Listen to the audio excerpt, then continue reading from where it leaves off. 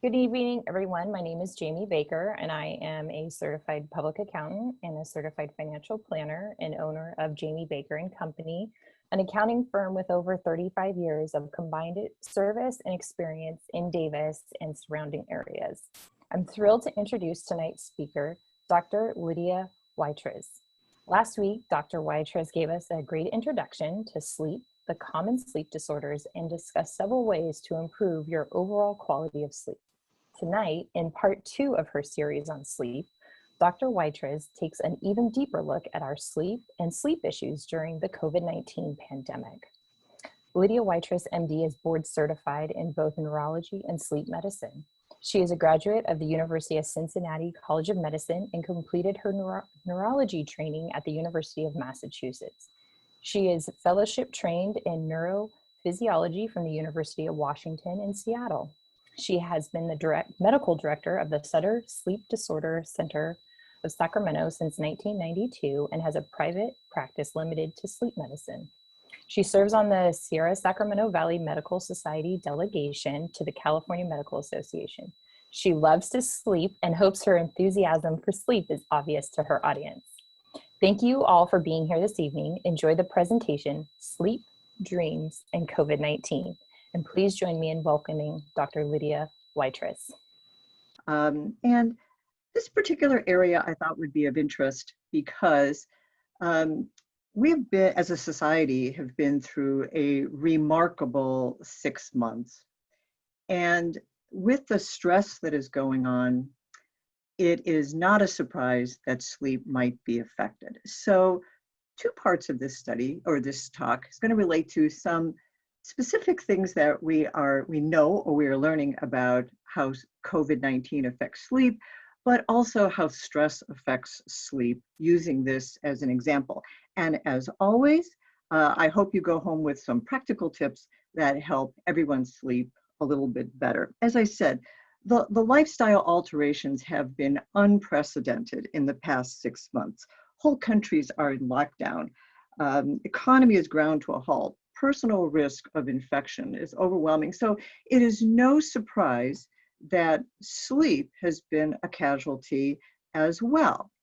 And last week, during our talk about the benefits of sleep, we became aware that there are cognitive, physical, as well as emotional benefits of sleep. But because this is our Wellness Month, we want to emphasize that one of the big benefits of sleep is that it's a key promoter of emotional wellness and mental health.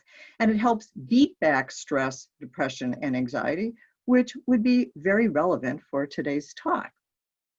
Now, how may sleep be disrupted due to COVID-19? Well, new schedule, lack of schedule, which is pretty much widespread. And that relates to how our sleep clock prefers to have very regular routines. As we have been sheltering in place, especially early on in the infection, there was a problem getting enough natural light. And natural light is one of the Zeitgebers, which means that it is a naturally occurring phenomenon that helps to regulate circadian rhythms, of which sleep is a biggie. We talk a lot about sleep deprivation, but there's also a potential for oversleep during this pandemic. And it turns out that when you sleep too much, that can be as bad as sleeping too little. Many studies have shown that there's an increase of health risk, diabetes, dementia, cardiovascular problems, as well as an increase in death in people who sleep too much. Certainly, free-floating anxiety, worry, depression, isolation, all of these factors are going to interfere with our sleep. And our sleep can further be disrupted by how we spend that time that we're no longer working and going to school, such as excess screen time and blue light disruption, especially with handheld devices. Now, interestingly, early on, multiple studies show that there was an increase in sleep duration and time in the early phases of the pandemic. Yet, despite the fact that total sleep time has been increasing, the same studies often found a decrease in self-reported sleep quality. And there's really two reasons this could be. One is that the sleep we are getting is disturbed in some way. Remember last week's sleep science, what we're shooting for with sleep is deep sound restorative sleep, that N3 sleep that was also known as slow wave sleep. But maybe the quality of sleep we're getting is not as good, so duration does not necessarily equal quality. The other reason maybe people don't feel any more rested or restored is that the psychological stresses of our lives or our lifestyle changes also have repercussions with our health and well-being, and it overwhelms any benefit from the increased amount of sleep time that we're actually getting. Now, why might our total sleep time lengthen during this pandemic? Well, we again talked a lot about sleep deprivation last time, and certainly we have had opportunities to sleep a lot more in the last several months because of lifestyle disruption. If you are not going to work, or you're not going to school, or you're able to avoid a long commute, this just gives you a longer opportunity to rest and have time to spend in bed. But the other thing is that your sleep time may lengthen because now we are able to sleep our natural sleep rhythm. So for example, that natural night owl who can't fall asleep until 1 in the morning, but has to get up at 6 o'clock in order to get to work on time, was never able to sleep in. Or our biggest natural night owls are young people, teenagers and young adults, whose sleep clock shifts in those age groups, and they tend to be natural night owls.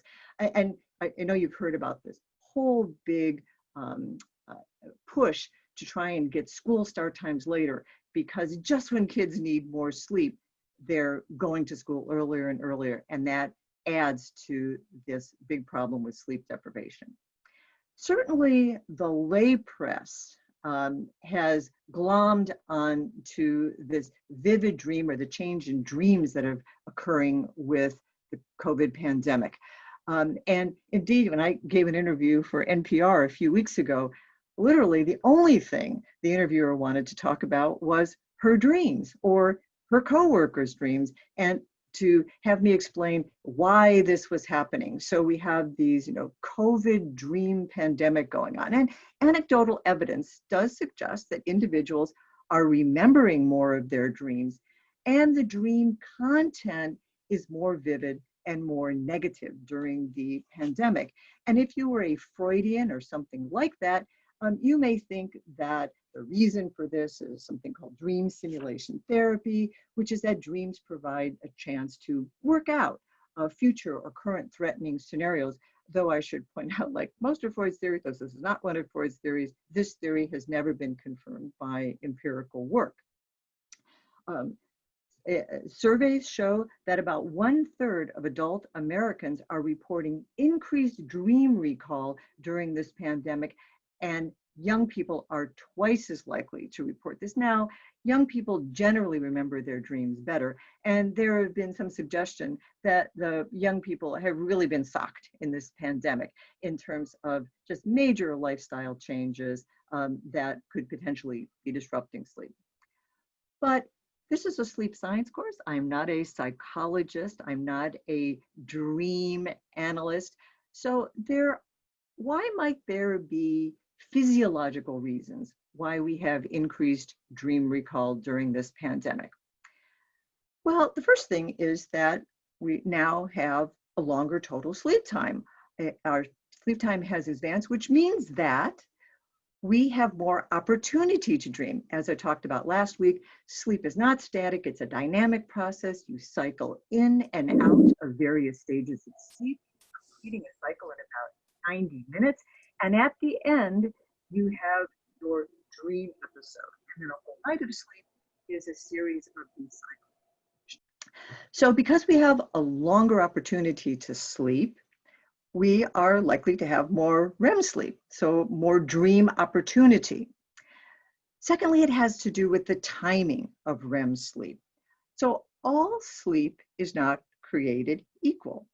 Generally, we can divide our sleep into the first half of the night, where the bulk of the sleep is deep, slow wave, that N3 sleep I talked about last week. And the second half of the night is heavy laden with REM sleep, because REM episodes lengthen and become more vivid the longer that we sleep, and we have less deep sleep.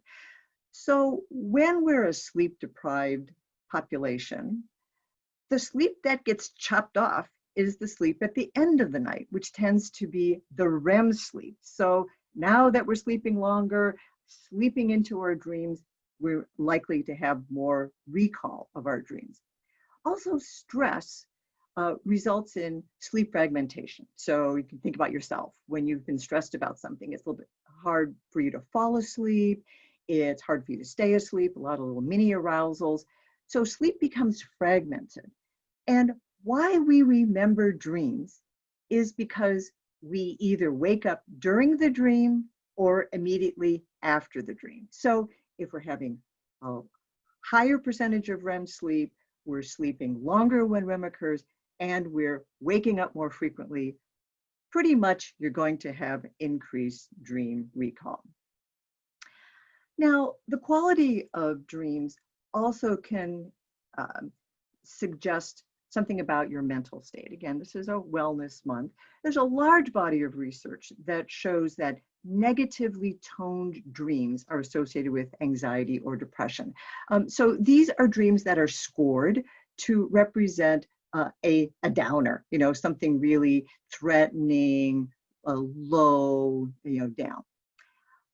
And there's now a consortium of sleep experts, sleep therapists, psychologists, and so forth around the world, in Finland, UK, Australia, who are looking at these pandemic dreams, having sleep scorers score the dreams to see if potentially they can identify people with mental health issues based on the reports of these negatively toned dreams. This is a job, though, that I would not want.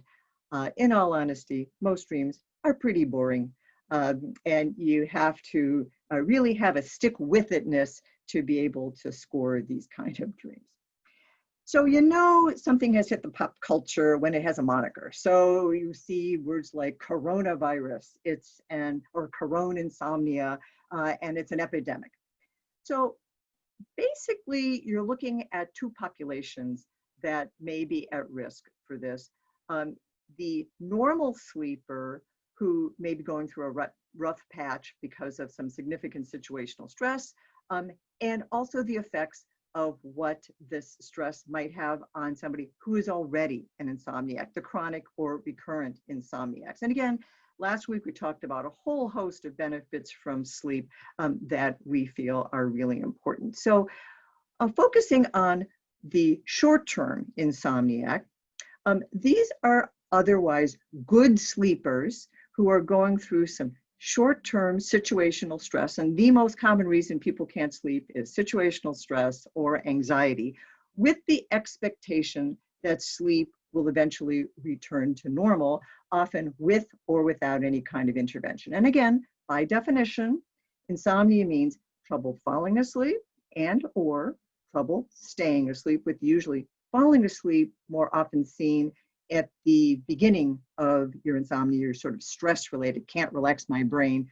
fall asleep, coupled with a decreased total sleep time from baseline, and importantly, daytime repercussions of poor sleep. If you don't sleep that much, but you truly have no side effects, no complications of that lack of sleep, you are not an insomniac.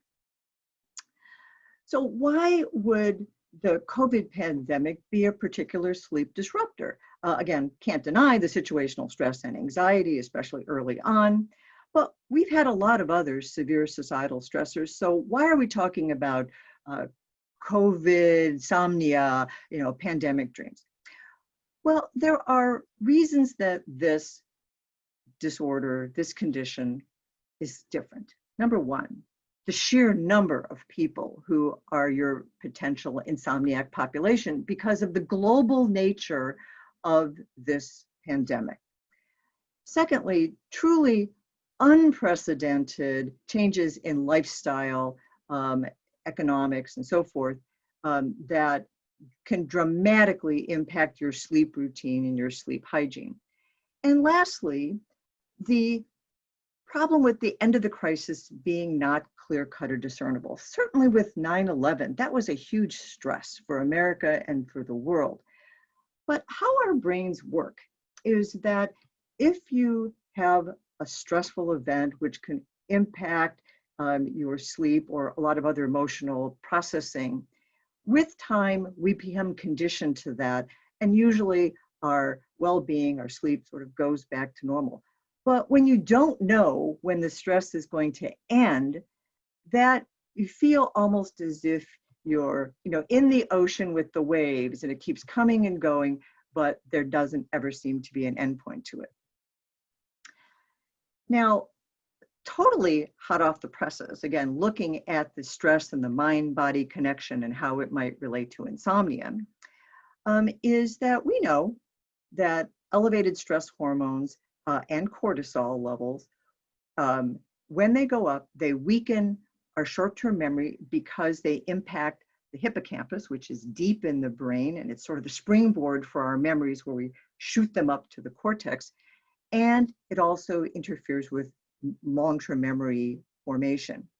So in a study that was just published looking at healthy seniors without Alzheimer's disease, but were monitored by their emotional state, PET scans looking at amyloid and tau, which have been associated with Alzheimer's disease, what was seen was that these people with higher repetitive negative thinking, whether in dreams or during their day-to-day life, they had more cognitive decline as they were followed for several years, and it was correlated with markers that are seen with Alzheimer's disease.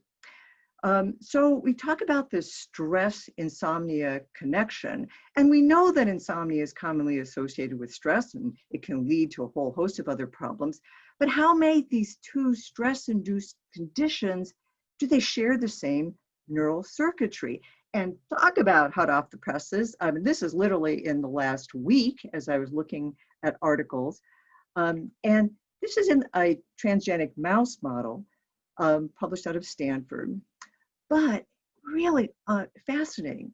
So they showed that there were these cluster of neurons in this mouse model in the paraventricular nucleus of the hypothalamus. Now, neurologists name all of these nuclei so that everyone thinks that we're really smart because we know the names and have no idea otherwise what we're talking about. But these paraventricular nuclei of the hypothalamus are deep in the brain, right next to the ventricles. And they are responsible for stress-induced cortisol release in mice. And they have a connection to another nucleus off to the side, the lateral, which is associated with insomnia. And in these knockout mice, they blocked the circuit. And what they showed was that though the stress-induced cortisol level still went up, the mice slept just fine. So now we start seeing all these neural connections that link mind, body, stress, sleep, and help us in our future trying to treat this. Chronic insomnia is it really a different kettle of fish? And as I said last week, about 1/3 of Americans have some complaint about sleep on an annual basis, of which about 10% through surveys say it's a nightly or near nightly problem, and it's mostly chronic insomnia. Web-based studies generally show a higher rate of insomnia, and it is felt that chronic insomnia is a public health epidemic. And this is a really complex area to deal with, that we have absolutely no information yet on how COVID might impact chronic insomnia. More than likely it does to some degree, but until enough time goes by, we really just will not be able to see the changes. But there are, as you can imagine, there are consortiums already looking at the association of coronavirus and chronic insomnia. Now, there are other sleep disorders that have been more associated, or at least reported, with COVID-19, including nightmares, which is sort of an extension of vivid dreams, as well as parasomniac activity. This means abnormal, involuntary motor activity occurring out of sleep that interferes with sleep. Things like night terrors, adult parasomnia, sleepwalking, sleep talking. I just saw an unbelievable case of a young kid who's in his 20s, visiting his sister in Minnesota, out of school, having a lot of dreams, a lot of sleep disruption from the stress, anxiety relates to COVID, sleeping in the second floor of his sister's house in Minnesota, has a dream where he thinks someone's after him, jumps out of bed. The only escape route he can see is through the window, takes his elbow, smashes the window, lacerates his brachial artery, jumps out the window, and now he's on the roof and he wakes up. So at this point, he realizes the only way to get out of this is to get back into the room, which he does, bleeding into the hall, before his family finds him and takes him out to 911, to the ER.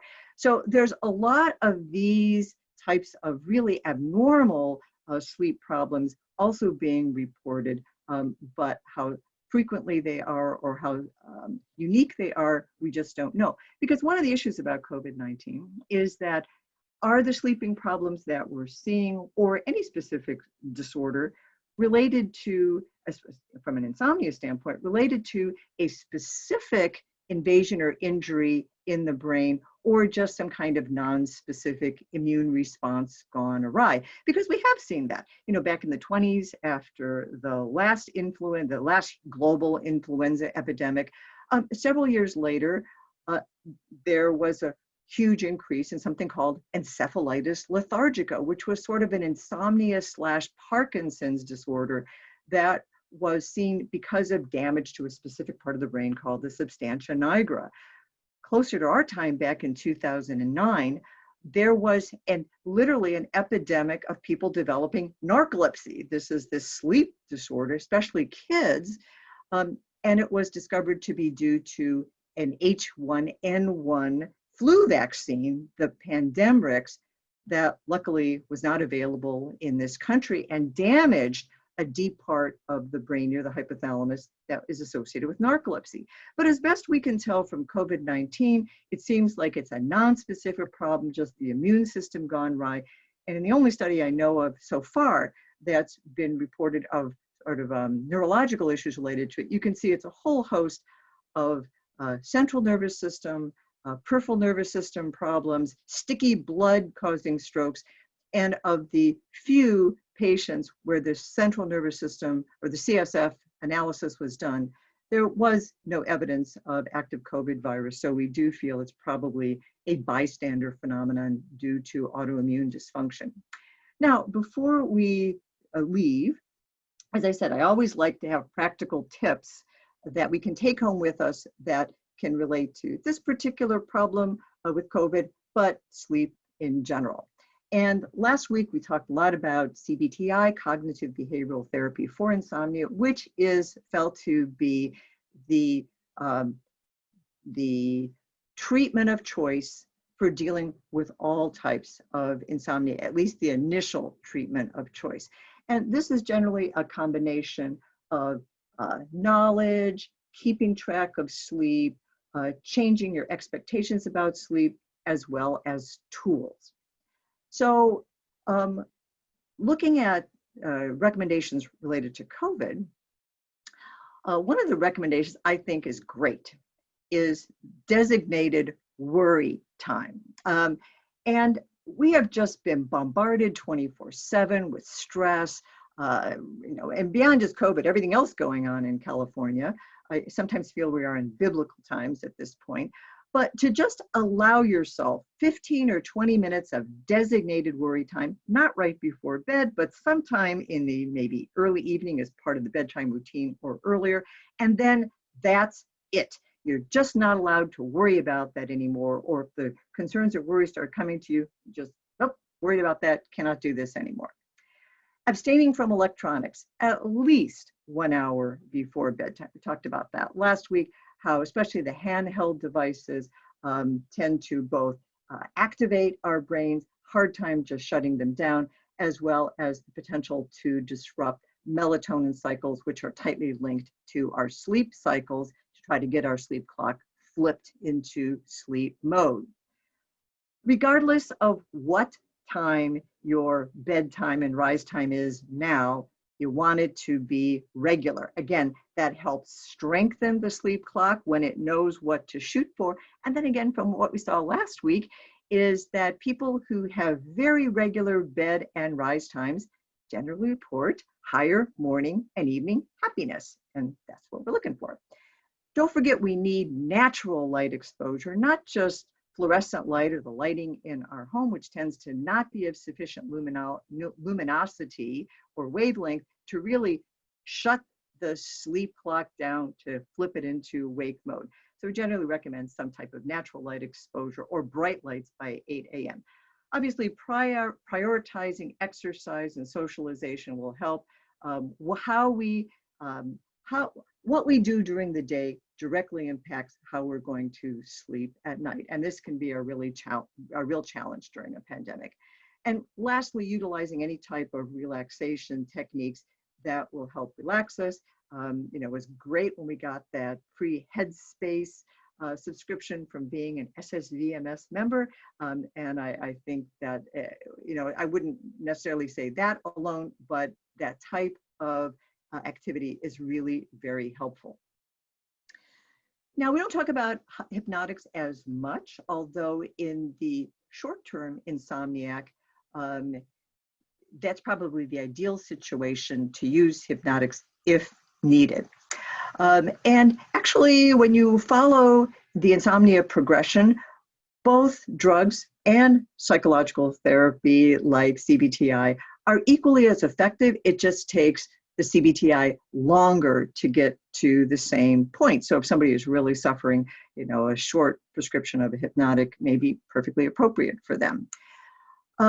We have always felt that about when you look at CBT-I response rates, about 70% of people respond to CBT-I, and prior studies had shown about 50% of people maintain those benefits. Now studies are going out to 3 years or longer that continue to show the benefits of CBT-I remain stable. What's very interesting to me is that in one study that was published in 2016, the good news, I guess, is that insomnia is not static. It tends to change, and it tends to change for the better. So with time, most people, even chronic insomniacs, tend to have an improvement in their sleep. However, those people who do not learn or use CBT-I, it just takes them a whole lot more insomnia treatments and medications to get them to that same point. And think of the medical resources that are being utilized, as well as physician and caregiver time, that if we started off right from the beginning, focusing on the psychological wellness, might be just a lot easier. We're all doing a lot of telemedicine these days, and generally for the CBT-I, because it's not readily available in this community, I recommend, I refer people to internet or phone app sites. But there are therapists who are doing telemedicine, both, and then when you compare face-to-face to telemedicine sessions, there is similar improvement in sleep and daytime functioning outcome, which is really pretty encouraging. It makes you think that what we're doing with our telemedicine is doing the same thing. Very interesting. When subjects or clients rated the therapeutic benefits, that even though the telemedicine visits were shorter, the therapeutic alliance was similar. So take from that what you think. And lastly, not everybody responds to CBT-I. And it's sorting out the people who are probably not going to be good candidates for it, or you're not going to be as frustrated with when they do fail, because no treatment is perfect for insomnia. And when you look at the people who are least likely to respond to CBT-I, it tends to be both objectively and subjectively identified really short sleepers. So if patients are stating that their total sleep time is significantly less than 6 hours per night, right off the bat, they're going to be less likely to respond to CBT-I. And unfortunately, with my practice, that is a lot of patients who report that. But I think in the primary care level, generally, it's not the really, really severe people who are your primary subjects.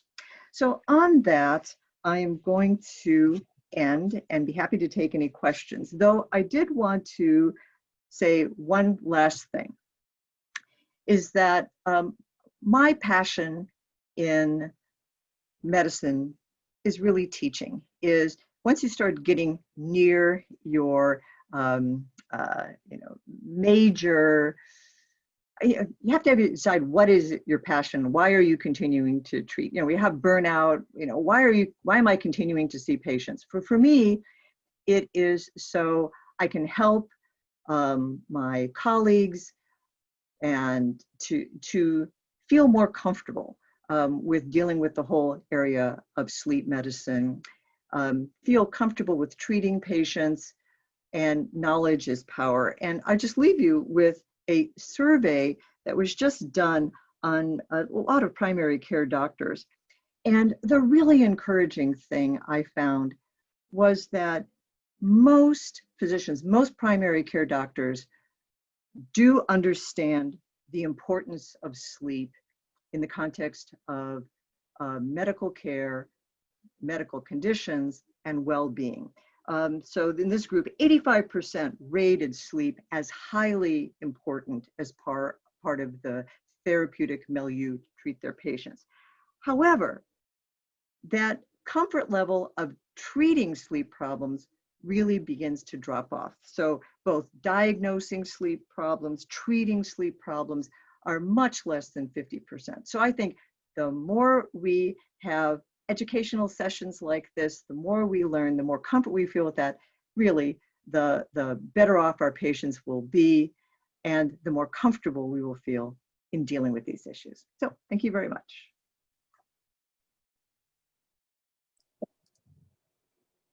Thank you, Dr. Waitress. We do have a few comments and questions in the Q&A function or the chat function. Just a reminder, if you have a question, please go ahead and submit it. So the first one, how much does sleep training in childhood affect insomnia as teens or adults? And to add to her question, she says, I see a lot of cultural variance. So if I understand the question correctly, it's how much does our childhood experience with sleep impact how we sleep later on? And I hope that's the question. The good thing about kids is that in general, kids are great sleepers. As you know, when you're born, you don't sleep the same way as you sleep when you were an adult. Your sleep staging is different, the length of sleep is different, when you sleep might be different. So the brain, as it matures, eventually moves into the adult sleep pattern. So there is this cycle of sleep maturation that's going to occur throughout childhood. And in general, if a child is sleeping poorly, it's usually reflective of either some kind of psychological or situational stress, mental illness, although that's less likely, or some just major family disruption. Again, kids' sleep tends to be very resilient. It is true, though, that we have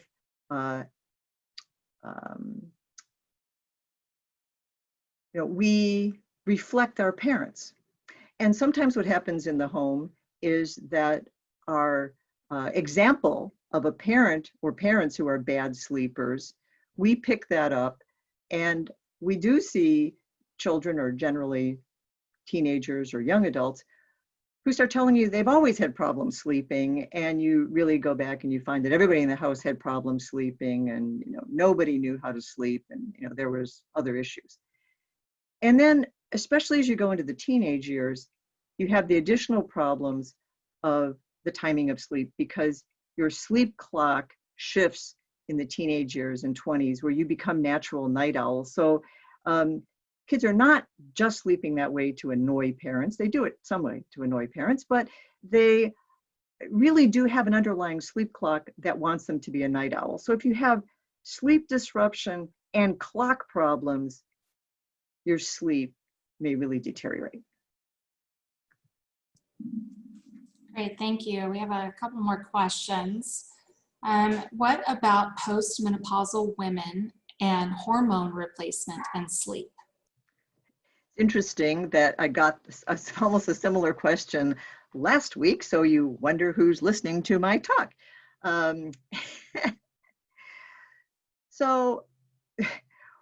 The most likely time a woman is going to complain about bad sleep is during the menopausal age group, from about 45 to 55.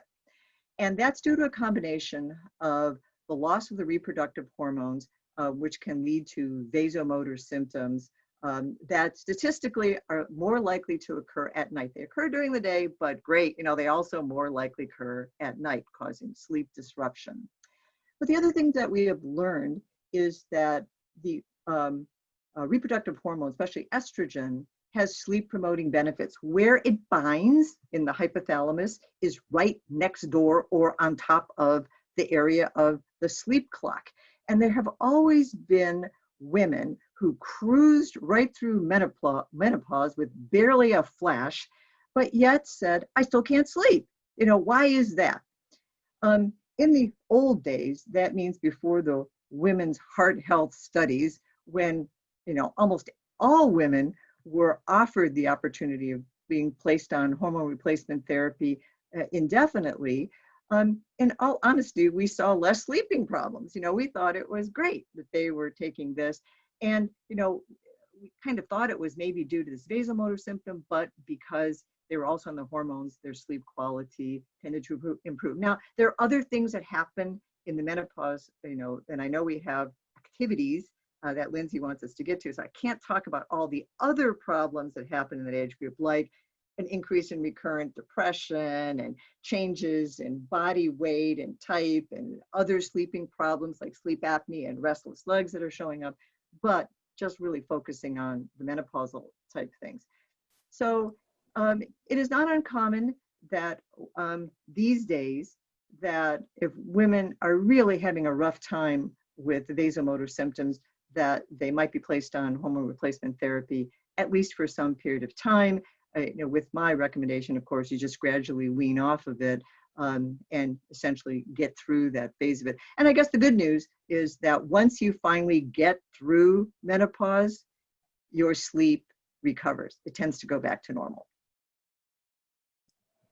Okay, we're going to take a couple more questions here. Let's see. Have you seen familial 4 generations of relatives with chronic insomnia? Well, two things. I do believe that we inherit the diseases of our families. And as we learn more and more about the physiological basis of insomnia, like we're beginning to see on some of these research studies, it doesn't surprise me a bit that you have generations of poor sleepers. And when people come to see me, I always ask that, who else in your family has had a problem sleeping? And I tell them, you just can thank your mom or you can thank your dad for this problem because we inherit these particular conditions. Now, Insomnia is rarely, though, and I don't think it's going to be one genetic mutation. It's a series of things culminating with other lifestyle and environmental problems that bring it on.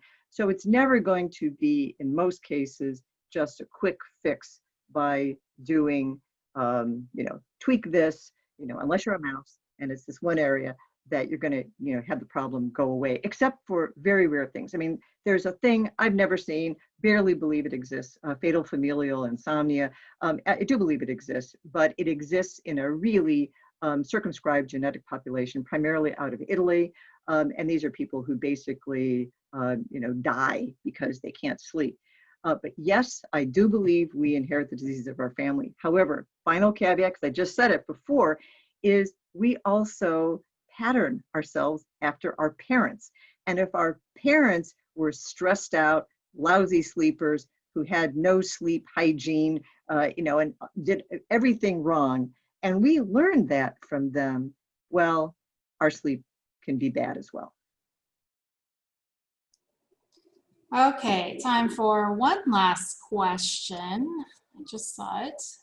There's several in here, by the way, Dr. Waitress. Can one contact me? Yes, yes. And I'm going to save the questions in here too, just in case you feel like answering them later on. Can one take adenosine for help with awakenings in the middle of the night? Well, you can take caffeine, which blocks adenosine. So this again goes back to the talk I had last time about why do we get sleepy, and one of the reasons we do is something called the homeostatic sleep drive, which is a buildup of sleep pressure during the day, and that is caused by the buildup of adenosine. I honestly don't know. I'm not a biological researcher. Can you get adenosine supplements? I can't imagine why anybody would want them, but I don't have any idea if they get absorbed through the stomach. I certainly have no idea if they get into the central nervous system and they get to the part that you need to be, because the way that we have dealt with that really has been the use of adenosine blockers, of which caffeine is number one, but most alerting substances are also adenosine blockers. So, I mean, if there was some particular reason that you wanted to stay awake during the night, like you're a shift worker or you're a medical resident and you just have to stay up, I mean, that's how we did it. We, did caffeine. These days, if people really need to stay up during the night, there's a medication called modafinil, which is a non-amphetamine stimulant drug that has been FDA approved for shift work. Again, people who want to stay up at times that your cycles would normally want you to sleep. And of course, the benefit of a drug like modafinil is that you don't have the side effects of caffeine, which is the stimulating, other things, tachycardia, palpitations, and so forth that you have